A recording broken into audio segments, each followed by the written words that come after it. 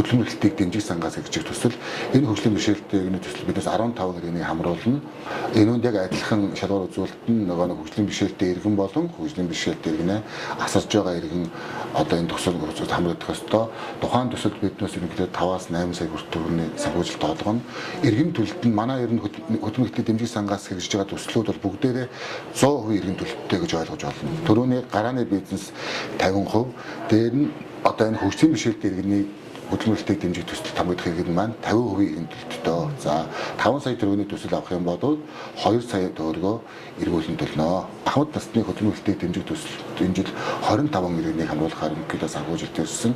Нэг иргэнд 8 сая хүртэлх төгрөгийн санхүүжилт олгоно. Иргэн төлөлт нь 100% байна. Тухайн төслүүдийн яг ерөнхий нэг шаардлага нь бол одоо орон нутгийн болон одоо хөдөлмөрлөлтийг дэмжих сангаас сүүлийн 36 сар өрнө төсөл аваагүй иргэнийг бол хамруулна.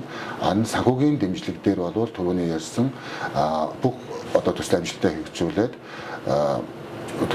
хэрэгжүүлээд эргэн төлөлтөд 100% хийсэн хүн бол дахиж төсөлд хамруулж болохоор ингээд ажиллаж байгаа. Дээр нь манай дээр төр ажлын байр гэж нэг хөтөлбөр хэрэгждэг.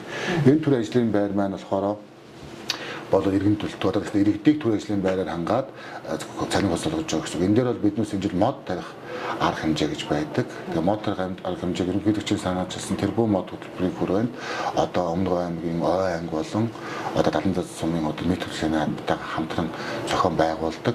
Тэгээ ер нь бол энэ жилийн бас ирсэн гол чиглэл нь бол одоо хашаатсан одоо яг нэг тийм зориултын талбайд тухайн иргэдийг ажилуулж санхүүгийн дэмжлэг. Тэгэхээр бидээс Ой анги болон аймгийн Даланзад сумынхаа одоо отгочлолтой хамтраад одоо тухайн байгууллагууд дээр ажиллах хүчээ. Энэ дээр бол ахмад настан хөгжлийн бэрхшээлтэй иргэн ажлын иргэд хамрагдах ёстой. За нэг цагийн 6500 төгрөгийн хөлстэй өдрийн 8 цаг ажиллана. Хамгийн дээд нь 10 өдөр ажиллана. Тэгэхээр нэг иргэн дунджаар 500 гаруй мянган төгрөгийн одоо ингээд ажиллах юм боломжтой. Ийм хөтөлбөр ерөнхийдөө хэрэгжиж байгаа. Хажууд нь ахмад мэргэжлийн зөвлөх үйлчлэгээ гэж хөтөлбөр хэрэгждэг.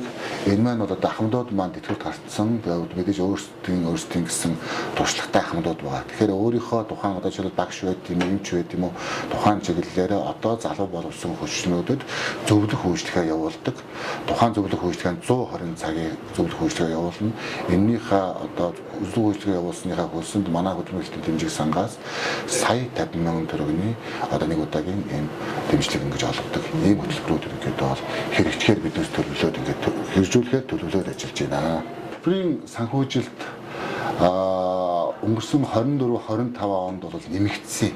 Ер нь одоо малжуулах хөтөлбөр чинь 8 сая одоо 8 сая бол урд нь бол 5 сая болсон. Тэгэхээр энэ чи одоо бас эдийн засгтай холбоотой тэгээ ер нь залбар зүйлс санал хөрвүүлээд одоо нэгсэндээ төслүүдийн мөнгөнд дөнгүүд бол нэмэгдсэн нэг юм өөрчлөлт байна. Хоёрдугаар энэ жил бол өнгөрсөн 2025 оныг бодоход энэ жил 26 оны хөдөлмөрлөлтийн дэмжих сангаас орж ирсэн санхүүжилт бол бага зэргийн буурж орж ирсэн гэж ерөнхийдөө ойлгоорой. Тийм бас улсын төсөв одоо хөндлөлтөй байгаатай холбоотойгоор ер нь урд нь өнгөрсөн жил жишээлбэл малжууд одоо жишээлбэл хөтөлбөрүүдэд харьцуулаад хэлэх зөвлөх үйлчлэгээхэд 80 иргэний хамруулж ирсэн бол энэ жил 65 ч гэдэг юм уу. Малжуулах чинь одоо 2024 онд манай чинь 160-ыг за өнгөрсөн жил чинь бас нэг тэр орчин байдаг. Тэгээд энэ жил болохоор 65 иргэний хамруулахаар ингээд бэлгсэндээ манай хөтөлбөрийн дэмжих сангийн төслүүд бол одоо хөтөлбөрийн үндэсний зөвлөлөөс батлагдсан одоо ковод мөнгөнд дагуу шалганы дагуу иргэдтэй хүрч байгаа ийм төслүүд байгаа.